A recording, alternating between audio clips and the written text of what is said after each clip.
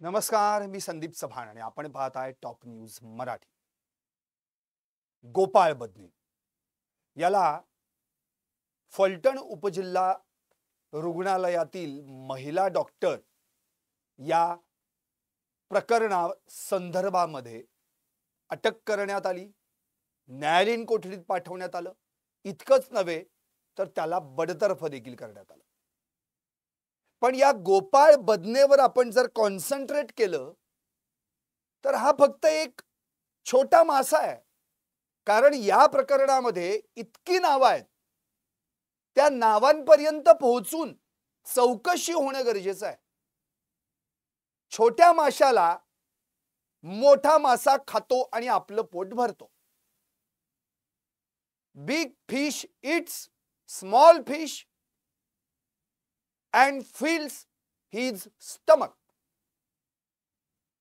त्यामुळं कुठेतरी मोठ्या माशांना वाचवण्यासाठी छोटा मासा गळाला लावायचा आणि आपण मात्र पुन्हा एकदा आपल्या उद्योगांना तयार असा प्रकार या प्रकरणात होऊ नये यासाठी या मुळापाशी जायला पाहिजे. मुळापर्यंत तपास व्हायला पाहिजे आणि हे मोठे मासे गळाला लागले पाहिजेत. त्या मोठ्या माशांचं काय हा मोठा प्रश्न आहे. कारण या महिला डॉक्टरनं जी चौकशी समिती समोर तिची भूमिका मांडली त्या खुलासा वजा पत्रामध्ये खूप मोठे गौप्यस्फोट केलेत. अनेक मोठमोठी नावं घेतलेली आहेत. त्यांच्यापर्यंत जाणं अत्यंत गरजेचं आहे. या गोपाळ बदनेच्या बाबतीत जे झालं ते चांगलंच झालं. त्याला हक्कलला ते चांगलंच केलं. असला नालायक नीच आणि हा असा गैरवर्तनी पोलीस दलाच्या लायकीचाच नाही. हे म्हणजे एकदम करेक्ट कार्यक्रम केला त्या गोपाळ बदनेचा. पण या बदनेच्या माग जे कोण कुरापती करत होतं त्यांचं काय? आतापर्यंत बदनेला कोणीच काय बोलत नव्हतं. सगळं कसं व्यवस्थित चाललं होतं. जेव्हा त्या महिला डॉक्टरच्या डाव्या हातावर 7 वाक्यांमधल्या 24 शब्दांपैकी त्या गोपाळ बदनेचा उल्लेख झाला तेव्हा गोपाळ बदने लोकांना कळायला लागला आणि मग गोपाळ बदनेचे कारनामे समोर यायला लागले. महिलांची छेडछाड करायचा, डोळा मारायचा, सोलापुरात असताना त्याच्या विरोधात विनयभंगाची तक्रार, रस्त्यात विनावर्दी वाहन चालकांना अडवायचं, त्यांच्याशी उज्जत घालायची. फलटण ग्रामीण पोलीस ठाण्यात आपला रुबाब जपणारा हा गोपाळ बदने जेव्हा त्याचे कारनामे प्रत्यक्ष पोलिसांनाच कळाले तेव्हा कुठं त्याच्याबद्दल खात्यांतर्गत चौकशी झाली आणि मग गोपाळच्या तक्रारीचा पाडा वाचण्यात आला. तोपर्यंत बदने चालत होता यांना तेरी भी चूप मेरी भी चूप. पण जेव्हा हे प्रकरण आपल्या अंगावर शेकणार आहे तेव्हा गपकन मोठ्या माशानं छोट्या माणसाला गिळायचं आणि विषय सोडून द्यायचा. पण हे या प्रकरणामध्ये होता कामा नये.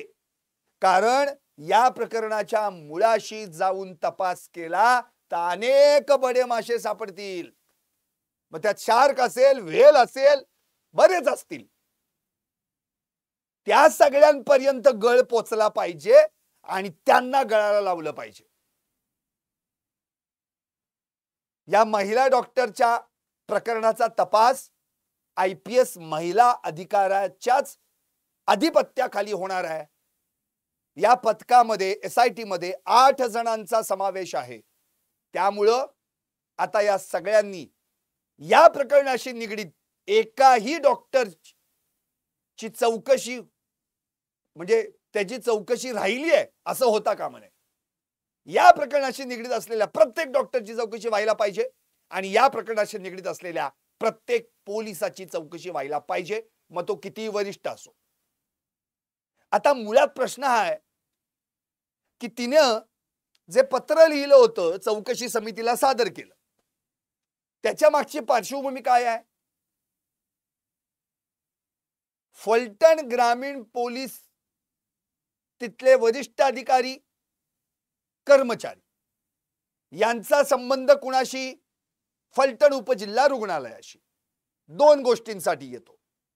प्री अरेस्ट जो कोण आरोपी असेल त्याला फिटनेस सर्टिफिकेट अनफिट फिट या सर्टिफिकेट संदर्भातला, आणि दुसरा पोस्टमार्टम रिपोर्ट.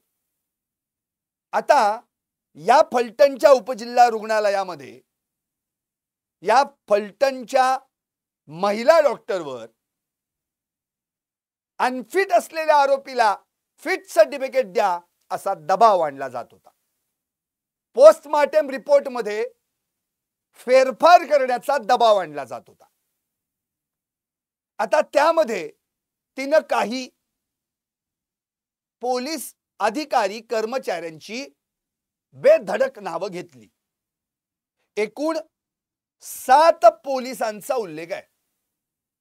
अर्थातच पीआय सुनील महाडिक, सहाय्यक पोलीस निरीक्षक जायपात्रे, पोलीस हवालदार एनडी चतुरे, पीएसआय बदने, पोलीस कर्मचारी अभंग, पोलीस उपनिरीक्षक जठपती, पोलीस उपनिरीक्षक पाटील आणि ज्या डीवायएसपींकडे तिनं तक्रार केली होती ते तत्कालीन डीवायएसपी राहुल धस.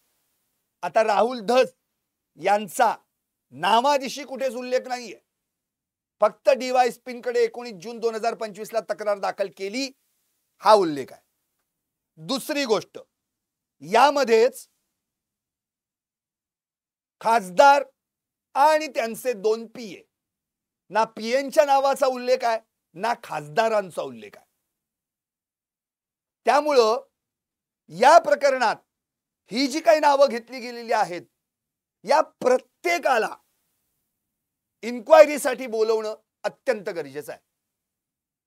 त्यांच्यापर्यंत जोपर्यंत ही एसआयटी जात नाही आणि त्यांच्याकडून माहिती घेत नाही तोपर्यंत या प्रकरणात नेमकं काय पाणी मुरतं हे कळत नाही. कारण तिनं जे पत्र लिहिलं होतं, चौकशी समिती समोर जो खुलासा केला होता, त्यामध्ये 31 जुलै 2025 ची घटना काय घडली त्याचा उल्लेख केला. त्यामध्ये नावं कुणाची आली होती? प्रभारी वैद्यकीय अधीक्षक फलटण उपजिल्हा रुग्णालय डॉक्टर अंशुमन धुमाळ, सहाय्यक पोलीस निरीक्षक एस जायपात्रे, पोलीस निरीक्षक सुनील महाडिक, पोलीस हवालदार एनडी चतुरे.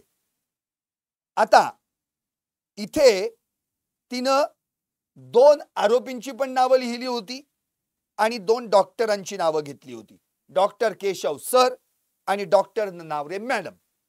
म्हणजे हे त्यांच्या सोबतच सतत एकमेकांच्या संपर्कात आहेत, कामानिमित्त आहेत. शिवाय याच घटनेमध्ये खासदार आणि त्यांचे 2 पीए यांचा उल्लेख केलाय आणि डीवायएसपी कडे तक्रार केल्याचाही उल्लेख आहे. हे 31 जुलैच्या या तिच्या चौकशी समितीसमोर मांडलेल्या पत्रातल्या या घटनेचा हा उल्लेख आहे. आता या ठिकाणी सहाय्यक पोलीस निरीक्षक जायपात्रे, मला यांची एक संदिग्ध भूमिका मला समजेना झाली. त्याचं कारण असं, त्यांनी तिला खोटं का सांगितलं? काय सांगितलं खोटं? पोलीस कर्मचाऱ्याच्या फोनवरून ती त्यांच्याशी बोलण्याचा प्रयत्न करत होती आणि जो काही आपला गैरसमज झालाय त्याबाबत समोरासमोर येऊन चर्चा करा असं त्यांना सांगत होती. पण त्यावेळी जायपात्रे यांनी स्पष्टपणे येण्यास नकार दिला आणि मी बाहेर आहे असं सांगितलं. हे खोटं का सांगितलं? मुळात तिनंच असं म्हटलेलं आहे की जायपात्रे हे हॉस्पिटलच्या आवारातच गाडीमधून माझ्याशी बोलत होते, हवं तर हॉस्पिटलचा सीसीटीव्ही चेक करण्यात यावा. मग एवढं ती खात्रीने सांगतेय. मग असंच जायपात्रे आणि ही महिला डॉक्टर यांच्यात काय मनमुटाव झाला होता, काय गैरसमज झाले होते, नेमकं जायपात्रेंना काय अपेक्षित होतं जे या महिला डॉक्टर कडून घडलं नाही. मग जायपात्रेंनी ती अशी बोलणं का टाळलं समोरासमोर येऊन, ही चौकशी व्हायला पाहिजे ना. कळू देत तरी की नेमकं जायपात्रेंना काय गैरसमज झाला होता. जर ती महिला डॉक्टर म्हणत होती की तुम्ही या समोरासमोर आपण बसून चर्चा करू, का जायपात्रे गाडीतून उतरले नाहीत, का खोटं सांगितलं त्यांनी की मी बाहेर आहे म्हणून. कारण की एक बाजू कळाली आहे, तिने जी पत्रात मांडली, दुसरी बाजू जायपात्रेंकडून कळावी, म्हणजे दूध का दूध पाणी का पाणी होईल ना. होऊ देत नाही समोरासमोर, पण याचं उत्तर कुठेही नाहीये. त्यामुळे सहाय्यक पोलीस निरीक्षक जायपात्रे यांची चौकशी व्हायला पाहिजे. SITनं त्यांना चौकशीसाठी बोलावलं पाहिजे. दुसरी गोष्ट, या सगळ्या प्रकरणामध्ये वैद्यकीय अधीक्षक फलटणचे प्रभारी वैद्यकीय अधीक्षक डॉक्टर अंशुमन धुमाळ यांनी मात्र आपले हात वर केले. माध्यमांनी ज्या ज्यावेळी त्यांची त्या ठिकाणी मुलाखत घेण्याचा प्रयत्न केला, त्यांची बॉडी लँग्वेजच सांगतीये, त्यांना कोणतरी प्रॉम्प्ट करतंय तेच ते सांगतायत हे दिसून येतं. आणि थेटपणे ते सांगतात की माझा या घटनेशी काही संबंध नाही. मुळात तुम्ही जिथं काम करताय तिथं ही महिला डॉक्टर तुमच्या आधीपासून काम करते. तुम्ही 1.5 वर्षांपासून तिथे काम करता. भले तुम्हाला 2002 पासून या वैद्यकीय क्षेत्रातला एक्सपिरियन्स आहे, 23 वर्ष तुम्ही काम करता. ती इथं 2023 पासून काम करते. आता ज्यावेळी तुम्ही त्यांचे बॉस, त्यांचे वरिष्ठ म्हणून, सिनियर म्हणून त्या ठिकाणी येता, तेव्हा तुमचे जे कॉलिग्स असतात त्यांना ज्या काही अडचणी येतात त्या अडचणी कोणाला सांगणार त्या? अर्थातच तुम्हाला. कुठलाही रिपोर्ट असेल, अहवाल असेल, तो पहिल्यांदा तुमच्याकडे येईल ना, because you are authorised person. बर गव्हर्नमेंट सर्वंट आहात तुम्ही. मग अशा वेळी तुमच्याकडे चौकशी समितीचा अहवाल आला असूनही मला या प्रकरणातलं काहीच माहित नाही असं कसं काय बोलू शकता? दुसरी गोष्ट, गोपाळ बदने हे नावच मी पहिल्यांदा ऐकलंय, या व्यक्तीला मी कधी पाहिलंच नाही असं सांगणारे तुम्ही, तो गोपाळ बदने 2 वर्षांपासून फलटण ग्रामीण पोलीस ठाण्यात कार्यरत आहे. भले तो आधी बरडला होता, पण फलटण मध्येच ना, म्हणजे फलटण उपजिल्हा रुग्णालयाशी त्याचा संबंध आहेच. म्हणजे तो अनेकदा प्री अरेस्ट अॅक्युज पर्सन आरोपींना घेऊन आलाय, फिटनेस सर्टिफिकेट असेल किंवा आणखी काही पोस्टमार्टमसाठी डेड बॉडीज घेऊन आला असेल. तर या व्यक्तीचं तुम्ही नाव कधीच ऐकलं नाही, या व्यक्तीला तुम्ही कधीच पाहिलं नाही. रजिस्टर्ड मध्ये नोंद असते की कोणता पोलीस कोणता आरोपी घेऊन आलाय, किती वाजता आलाय, त्याला कोणतं सर्टिफिकेट इश्यू झालं, किती वाजता त्याच्यावर साइन झाली, हे सगळं डिटेल्ड आहे. याच्यावर तुमची तर पहिली सही होणार ना, because you are authorised person. तरी देखील तुम्ही म्हणताय की गोपाळ बदने कोण मला माहित नाही. DYSPंकडे 19 जून 2025 ला या फलटणच्या महिला डॉक्टरने तक्रार केली होती की असे असे आहेत आणि यांच्यामुळे मला त्रास होतोय. आता प्रश्न हा उरतो, DYSPंकडे जेव्हा ती महिला तक्रार करते तेव्हा DYSPचं पहिलं काम काय आहे? जिने तक्रार केली आहे तिचे वरिष्ठ कोण आहेत त्यांना विचारून इथं जे पोलीस तुमच्या रुग्णालयात येतात त्यांच्याकडून खरंच यांना त्रास होतो का? बर त्यांना एकट्यांनाच होतो का इतरांनाही त्रास होतोय का? ते तर म्हणतायत धुमाळ की माझ्याकडे तसं कोणतंही ऑफिशियल डॉक्युमेंट नाहीये की त्यांनी तक्रार केली आहे. याचाच अर्थ तुम्हाला तत्कालीन DYSP राहुल दस यांनी चौकशीसाठी फोनच केलेला नाहीये, किंवा फोन केला असेल, विचारला असेल, पण तुम्ही सांगत नाहीये. नेमकं काय घडलं, आपल्याला काय त्रास होतोय याची पहिली जी काही बातमी भूमिका असेल ती पहिल्यांदा आपण आपल्या वरिष्ठांना सांगू जिथं आपण काम करतो. फलटण महिला डॉक्टर ज्या ठिकाणी भाड्यानं राहत होती तिथं त्या बनकरच्या आईला सांगत होती, बनकरच्या बहिणीला सांगत होती मला कामावर दबाव आहे, स्वतःच्या बहीण भावाला सांगत होती मला कामाला त्रास होतो. इव्हन तिचे वडील जेव्हा आले फलटण मध्ये आणि तिने त्यांना जेवायला नेलं त्यावेळी देखील तिने असं सांगितलं होतं की या माणसांची जास्त बोलू नका, हे माझ्यावर दबाव आणतात. म्हणजे वडिलांना पण सांगितलं. तुम्ही तर त्यांचे मेन बॉस. मग धुमाळांना या महिलेनं काहीही सांगितलं नाही, हे कसं मान्य करू शकतो आपण? अहो वर्गात साधं दोन विद्यार्थी बसले आणि एकाचं भांडण दुसऱ्याशी झालं तर तो लगेच टीचर शिक्षकांना सांगतो, मॅडम सर बघा तो माझ्याशी भांडण करतोय. वरिष्ठांनाच सांगतो ना माणूस, जिथे आपण अटेंड असतो. आणि धुमाळ म्हणतात की मला याच्यातलं काहीच माहित नाही, चौकशी समिती अहवाल मला माहित नाही, DYSP कडे तक्रार केली मला माहित नाही, गोपाळ बदने कोण मला माहित नाही. अरे मग माहिती काय तुम्हाला? त्यामुळे डॉक्टर अंशुमन धुमाळ यांची पण SITनं चौकशी करायला हवी. आता त्यांचे वरिष्ठ सिव्हिल सर्जन युवराज करपे, राज्य महिला आयोगाच्या अध्यक्षा रुपाली चाकणकर येणार आहेत बोलल्यानंतर फलटण जिल्हा रुग्णालयामध्ये युवराज करपे त्या ठिकाणी गेले.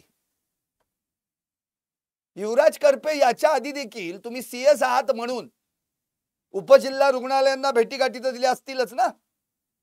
धुमाळ असं म्हणतायत की काही महिन्यांपूर्वी CS आले होते, आमचे संचालक बॉडीतले वरिष्ठ अधिकारी आले होते, त्यावेळी अर्धा पाऊण तास ते होते पण तिने काहीच तक्रार केली नाही म्हणून. अहो जी महिला डॉक्टर तिच्या नेक्स्ट सिनियरला सांगत नाहीये ती त्यांना कशी काय सांगेल? मग तुमच्यापर्यंतच जर ती पोहोचवलं नाही असं तुमचं म्हणणं आहे तर त्यांना पोहोचवेल का ती? म्हणजे तुम्ही त्यावेळी जर तिने हे सांगितलं असतं की मला असा असा त्रास होतोय तर तिला पहिला क्वेश्चन काय केला असतात तुम्ही? तुला आपल्या रुग्णालयामध्ये पोलिसांकडून असा दबाव येतो, असा त्रास होतो, हे तू मला का नाही सांगितलं असंच विचारणार ना तुम्ही. कारण की तुम्हाला ते तुमचे जे वरिष्ठ आहेत नेक्स्ट सिनियर ते तुम्हालाच विचारणार ना, काय हो धुमाळ साहेब असं असं त्या महिला डॉक्टर म्हणतात त्यांना पोलिसांकडून दबाव येतोय, त्रास होतोय. तेव्हा तुम्ही काय करणार? मग नाही मला माहीतच नाही असं म्हणणार का? याचाच अर्थ या प्रकरणामध्ये युवराज करपे यांनी सुद्धा चौकशी समितीचा अहवाल जो काही त्यांनीच तर चौकशी समिती नेमली ना, का आणखी त्यांच्या वरिष्ठांना विचारून वगैरे? कारण की पोलिसांची तक्रार तर सिव्हिल रुग्णालयाकडे सिव्हिल हॉस्पिटलला झालेली आहे. जर धुमाळांकडे झाली असती तर धुमाळांना हे माहीतच असलं पाहिजे होतं. गृहीत धरूयात धुमाळांना माहीत नाहीये, पण जेव्हा चौकशी समितीचा अहवाल आला तेव्हा तो काय महिला डॉक्टरच्या हातात गेला का? अहो तिच्या वरिष्ठांकडेच गेला ना, म्हणजे डॉक्टर अंशुमन धुमाळांकडे गेला. मग अंशुमन धुमाळांना जे काही अहवाल आलाय त्या अहवालात जे काही शिफारस केलेली असेल तर त्यामध्ये दोन्ही बाजू असतील ना.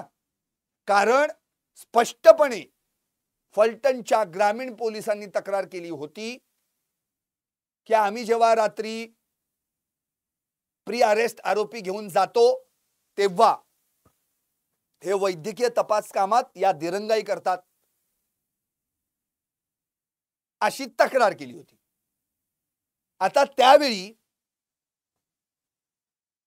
स्वतः फलटणच्या महिला डॉक्टरनं पोलिसांविरोधात तक्रार काय केली होती DYSP कडे की मला फिटनेस सर्टिफिकेट देण्यासाठी दबाव आणतात. त्याचा BP किती हाय असला तरी. आणि आणखी एक महत्त्वाचं म्हणजे या सगळ्या प्रकरणामध्ये महत्त्वाचा धागा आहे तो फार, की रात्री अपरात्री माझी ड्युटी संपलेली असताना देखील पेशंट पाहायला सांगतात.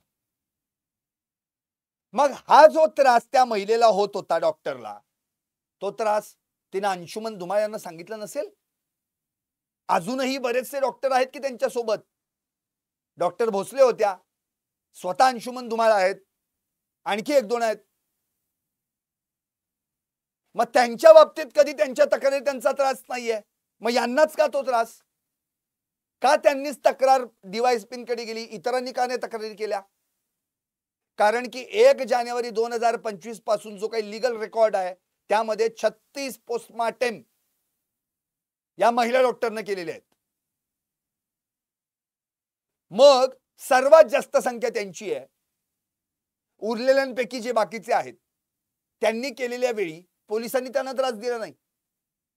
म्हणजे मला एक प्रश्न हाच पडतो की इथे युवराज करपे यांनी देखील वेगवेगळी जी काही आपली सब डिस्ट्रिक्ट हॉस्पिटल्स आहेत त्या ठिकाणी नेमक्या काय अडचणी आहेत, तिथल्या आपल्याच डिपार्टमेंटमध्ये जी माणसं काम करतात त्यांना कुठल्या अडचणी आहेत का, त्याचा अहवाल आपल्या त्यांच्या वरिष्ठांकडून मागणं हे त्यांचं काम नव्हतं का? करपे तर म्हणतात त्यांनी वॉश कमिटी किंवा दक्षता समितीकडे आपली तक्रार करायला पाहिजे होती म्हणून. अहो डीवायएसपींकडे केली ना थेट तक्रार, आणखी वेगळं काय करायला पाहिजे? थेट डीवायएसपींकडे तक्रार केली की काय केलं डीवायएसपींनी? 19 जून 2025 आणि तिने जीवन संपवले 23 ऑक्टोबर 2025. 5 महिने गेले मध्ये. काय केले त्या तक्रारीवर? काय चौकशी केली? त्या महिलेनं डीवायएसपींकडे केलेल्या तक्रारी 4 ते 5 पोलिसांच्या नावांचा उल्लेख केलाय. काय केलं? त्यांची चौकशी करून त्याचा डिपार्टमेंटला अहवाल सादर केलाय का? त्याची प्रत सिव्हिल सर्जनना दिलेली आहे का? सातारा जिल्हा रुग्णालयाकडे दिलेली आहे का? काही उत्तर नाहीयेत. म्हणजे राहुल डस यांची पण या ठिकाणी चौकशी होणं अत्यंत गरजेचं आहे. का दिरंगाई केली? का चौकशी केली नाही? डॉक्टर अंशुमन धुमाळ जे अनभिज्ञ आहेत, स्वतःला म्हणतात मला याच्यातलं काहीच माहित नाही, त्यांची चौकशी होणं गरजेचं आहे. आणि डॉक्टर युवराज करपे गरज पडली तर त्यांची सुद्धा चौकशी होणं गरजेचं आहे. कारण चौकशी समितीची जी काही भूमिका आहे, जेव्हा तक्रार आली पोलिसांची तेव्हापासून करपेंना या प्रकरणातलं सगळं माहिती आहे. जसं त्या चौकशी समितीमध्ये म्हटलं गेलंय, वैद्यकीय अधिकाऱ्यांनी पोलिसांशी सौजन्यानं वागावं. हा शेरा तुम्ही महिला डॉक्टरला दिला. पोलिसांबद्दल काहीच तुम्हाला आक्षेपार्ह आढळलं नाही का? ते दबाव देत आहेत त्याचं काहीच नाही वाटलं का? ते अनफिटला फिट सर्टिफिकेट द्या असं म्हणतात त्याचं काहीच वाटलं नाही का? त्या याच पत्रामध्ये खासदार त्याचे 2 पीए 31 जुलैच्या घटनेमध्ये त्यांनी स्पष्ट सांगितलंय 2 पीए येतात, त्यातला एक पीए खासदाराला फोन लावतो, खासदार माझ्याशी फोनवरून बोलतो आणि त्यावेळी खासदार असं विचारतात, पोलीस कर्मचाऱ्यांची कंप्लेंट अशी आहे की तुम्ही बीडचे असल्यामुळे आरोपी यांना फिट देत नाही असे पोलिसांचे आरोप आहेत. म्हणजे पोलीस कोणत्या थराला जाऊन त्या महिला डॉक्टरला बोलतायत बघा. म्हणजे त्या कुठल्या गावच्या आहेत, कुठल्या जिल्ह्यातल्या आहेत आणि आरोपी कुठल्या जिल्ह्यातला आहे याचा संबंध जोडतात, ज्याचा बाजरान देखील संबंध नाही. ती एक महिला डॉक्टर आहे, ते आरोपी आहेत, त्यांचा काय संबंध?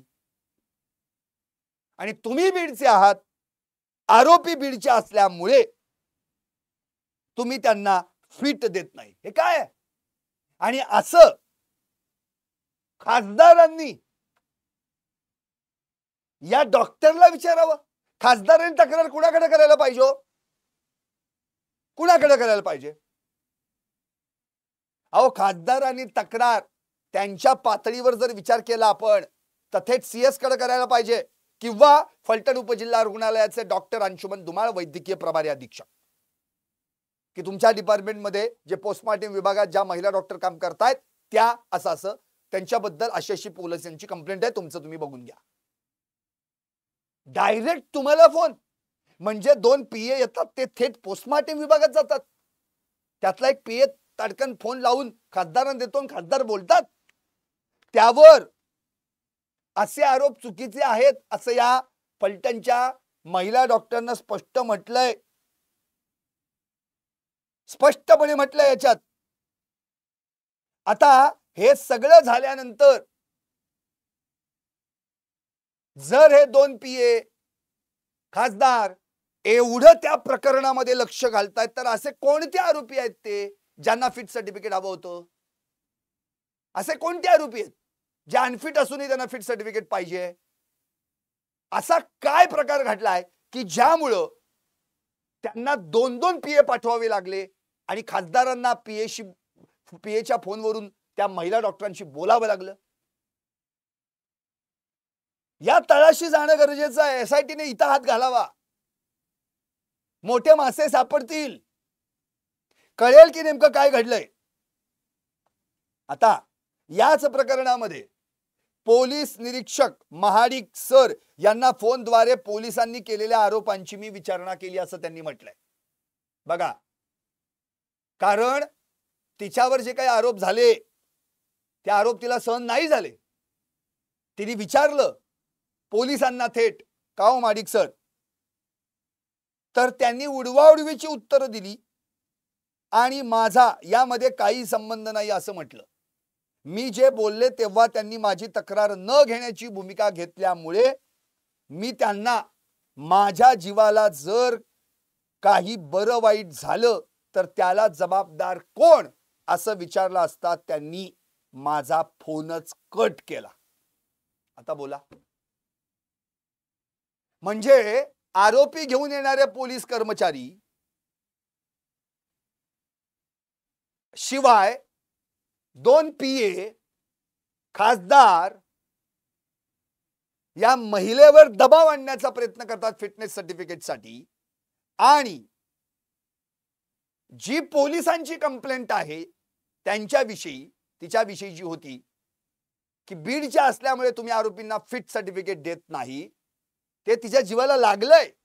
त्या संदर्भात तिनं त्यांचे वरिष्ठ अधिकारी, त्या कर्मचाऱ्यांचे पीआय सुनील महाडिक यांना विचारणा केली असता या महाडिकांनी उडवाउडवीची उत्तर दिली, माझा काही संबंध नाही म्हटलं आणि थेट फोन कट केला. म्हणजे जायपात्रे त्यांना समोरासमोर जाऊन भेटायला मागत नाहीत, खोटं सांगतात मी बाहेर आहे. महाडिक त्यांचं ऐकूनच घ्यायला तयार नव्हते, सरळ फोन कट केला. हे सगळं झाल्यानंतर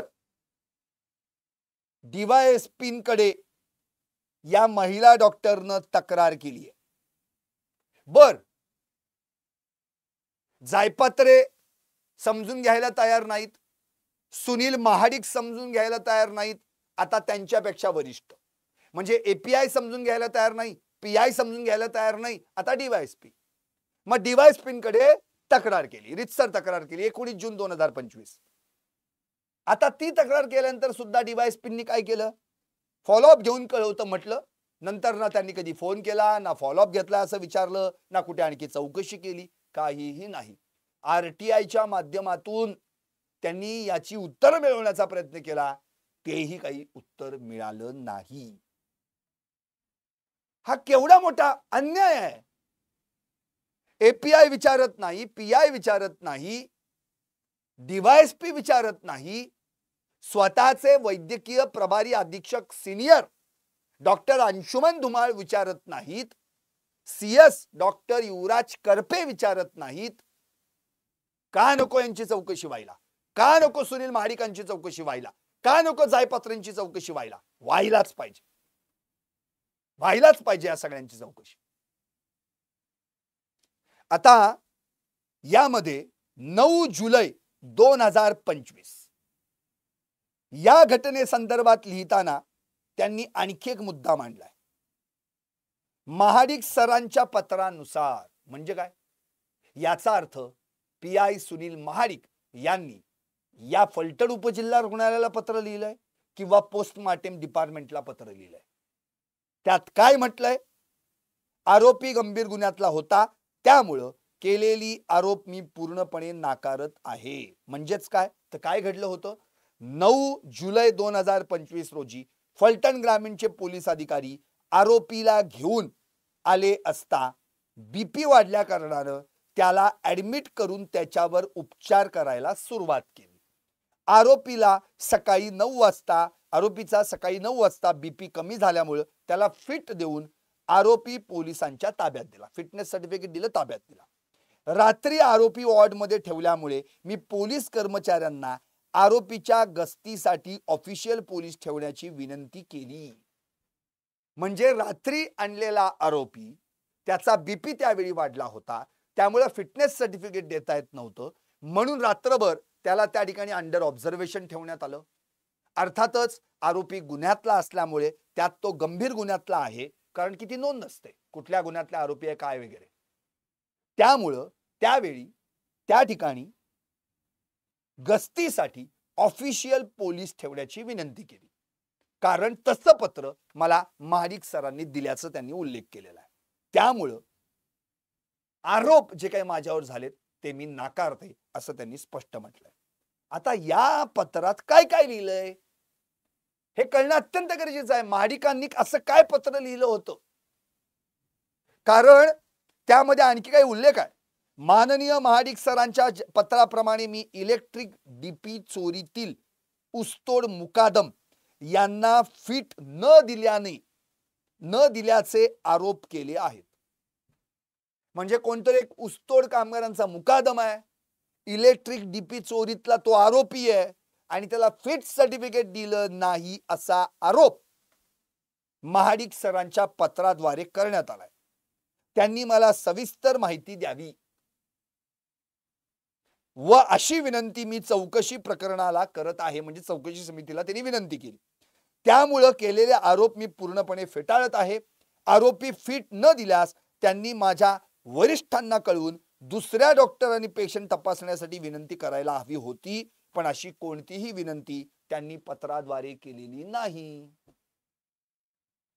जर तुम्हाला असं वाटतंय ना की त्या वैद्यकीय तपासामध्ये दिरंगाई करतायत, खरंच आरोपी फिट असून सुद्धा फिटनेस देत नाहीत, फिटनेस सर्टिफिकेट देत नाहीत, तर त्यांचं म्हणणं रास्त होतं. दुसऱ्या डॉक्टरकडून तपासणी करून घेण्याची विनंती त्यांनी आमच्या वरिष्ठांना करायला पाहिजे होती, पण तशी केली नाही. आरोपीचा फिट अनफिट करण्याचा सर्वस्वी निर्णय हा ऑन ड्युटी डॉक्टर आणि त्यांच्या वरिष्ठांचा असतो. त्यामुळे पोलीस कर्मचाऱ्यांनी आम्हाला कामात अडथळा आणून त्रास देऊ नये अशी विनंती त्यांनी चौकशी समितीकडे केली होती. आता मला एवढंच म्हणायचंय, अधिकाऱ्यांच्या वारंवार वेडेवाकडं बोलण्यामुळे कामाला वेळ लागत आहे व कामात येत आहे. अधिकाऱ्यांच्या म्हणजे पोलीस अधिकाऱ्यांच्या, कर्मचाऱ्यांच्या नाही. म्हणजे इथं महाडिकांवर अप्रत्यक्षपणे त्यांनी आरोप केलाय की मला वेडवाकडं बोललं जातं. म्हणजे जी खासदारांनी पोलिसांकडून माझ्याकडे कंप्लेंट आली आहे, तुम्ही बीडच्या असल्यामुळे फिट देत नाही, ही कंप्लेंट महाडिकांनी त्या खासदाराला का केली? त्यांच्या वरिष्ठांना करायला पाहिजे होती. तुम्ही तर पीआय आहात. त्यांना जर ती केली असती तर त्यानुसार पुढची कारवाई, डिपार्टमेंटल इन्क्वायरी, या सगळ्या गोष्टी त्या ठिकाणी झाल्या असत्या. त्यामुळं महाडिकांनी कोणतं पत्र लिहिलं, महाडिकांचा याच्यातला रोल अत्यंत महत्वाचा आहे. सुनील महाडिक यांची चौकशी व्हायलाच पाहिजे. आता हे सगळं झाल्यानंतर सगळ्यात महत्वाचा मुद्दा म्हणजे यात जी काही नावं मी आत्ता घेतली त्यांची चौकशी, शिवाय जे वैद्यकीय डॉक्टर या महिला डॉक्टर सोबत काम करत होते त्यांची देखील चौकशी व्हायला पाहिजे, जेणेकरून दोन्ही बाजूनी यात प्रकाश पडेल. आणि आता सगळ्यात महत्वाचं, जाता जाता शेवटचं, इकडे आमचे सातारचे एसपी तुषार दोशी यांनी एक परिपत्रक जाहीर केलं. परिपत्रक जारी केलं. परिपत्रक कुणासाठी आहे तर माध्यमांसाठी मार्गदर्शक सूचना. आता या पत्रात काय म्हटलंय, सातारा जिल्ह्यातील फलटण शहर पोलीस ठाणे येथे गुन्हा रजिस्टर नंबर 345/2025 भारतीय न्याय संहिता 64/2 इत्यादी प्रमाणे दिनांक 24/10/2025 रोजी गुन्हा दाखल झाला आहे. गुन्ह्यामध्ये, सदर गुन्ह्यामध्ये गोपाळ बाळासाहेब बदने, प्रशांत किसन बनकर हे आरोपी असून या ठिकाणी या प्रकरणामधले हे आरोपी आहेत आणि ते अटकेत आहेत. हा गुन्हा अत्यंत संवेदनशील आहे. त्यामुळे सदर गुन्ह्यातील पीडित व्यक्तीचे नाव, पत्ता अथवा त्या व्यक्तीची ओळख उघड होईल अशा प्रकारच्या कोणत्याही माहितीचा समावेश आपल्या बातमीमध्ये किंवा माहितीपत्रामध्ये असणार नाही याची दक्षता घ्यावी व संवेदनशीलता जपावी. आता हे बरंच मोठं पत्र आहे, पण त्यांचा उद्देश याच्यातनं कळाला की काय, त्यांची माहिती उघड होणार नाही आणि या प्रकरणाची संवेदनशीलता जपावी. मान्य आहे आणि सगळ्यांना मान्य आहे, प्रत्येक माध्यमांना हे मान्य आहे. आणि आतापर्यंत कोणत्याही माध्यमांनी तिची स्वतःहून ओळख उघड केली आहे असं काही केलेलं नाही आणि कोणी करणार पण नाही. वेळोवेळी आम्ही फक्त फलटण महिला डॉक्टर एवढंच म्हणतोय. आता संवेदनशीलता जपावी हा विषय फार महत्वाचा आहे, कारण या पत्रामध्ये एक उल्लेख आहे, तो उल्लेख म्हणजे अत्यंत महत्वाचा आहे. चारित्र्याबद्दल संशय निर्माण होणार नाही याबाबत दक्षता घेणं ही आपली वैयक्तिक जबाबदारी असेल. आता मला तुषार जोशींना सांगायचंय, तुम्ही हे परिपत्रक काढलं ना, हे काढलं कधी? 5 तारखेला. ओके, म्हणजे काल 14 दिवस झाले. याला म्हणतात वराती मागून घोडं. सातारा जिल्हा प्रमुखांचं परिपत्रक म्हणजे वराती मागून घोडं आहे, बाकी काय नाही.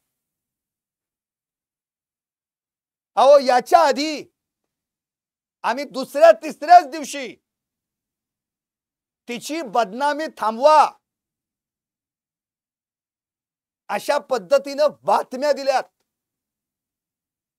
तिचा चारित्र्य हनन करण्याचा अधिकार तुम्हाला दिला कुणी?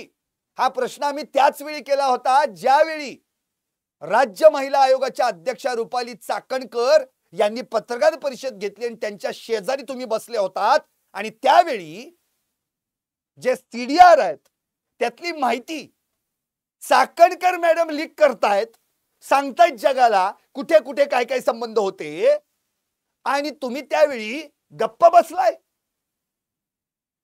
अहो, खरं म्हणजे त्याच वेळी तुम्ही तुमचं तोंड उघडायला पाहिजे होतं आणि त्याच वेळी चाकणकरांना थांबवायला पाहिजे होतं की मॅडम हा तपासाचा भाग आहे, त्यांच्या कॉल डिटेल रेकॉर्ड्स मध्ये चॅटिंग मध्ये काय आहे हे तुम्ही सांगू नका, आम्ही सांगणार नाहीये आणि कुणाला ते ऐकण्याची पण इच्छा नाहीये.